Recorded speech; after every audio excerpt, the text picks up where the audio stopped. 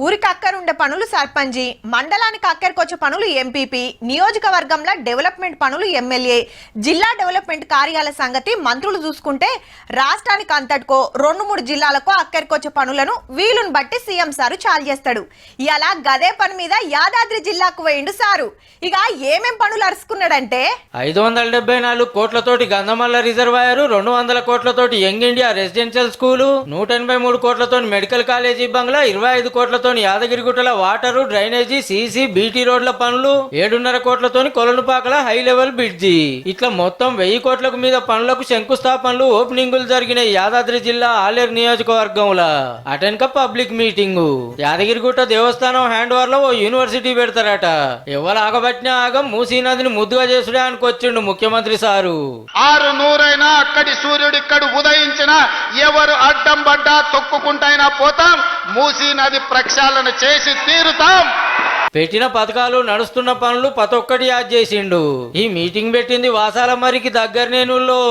ఇలా వాసాల మరిలో ఇళ్ళని కూలగొట్టి శ్మశానం చేసి కూర్చున్నాడు. ఈయన ఇట్ల గీసి అట్ల గీసి ఫామ్ హౌస్ కి ఇట్లకెళ్ళ రోడ్ వేసుకొని అన్ని నక్కచిత్తుల వ్యవహారాలతోటి వాసాల మరిలు ఇల్లు పోయిన వాళ్ళ తిప్పలు తెలుసుకొని న్యాయం చేస్తామన్నాడు.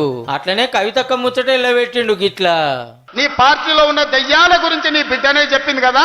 ఆ దయ్యాలు కొరివి దయ్యాలు ఎవడో తెలంగాణ ప్రజల్ని ఎట్లా పట్టి పీడిస్తుండ్రో ఇవాళ నీ బిడ్డ అడిగిన ప్రశ్నకు సమాధానం చెప్పమని. ఇప్పటి నుంచి అది దయ్యాల రాజ్య సమితే తప్ప అది భారత రాష్ట్ర సమితి కాదు, అది దయ్యాల పార్టీ అని ఎవడు కనిపించిన ఒకటే చెప్పారు, అరే దయ్యాలు వచ్చినాయి రా భయ అని. కేసీఆర్ సార్ కు కాళేశ్వరం నోటీసులు అందినాయి కదా.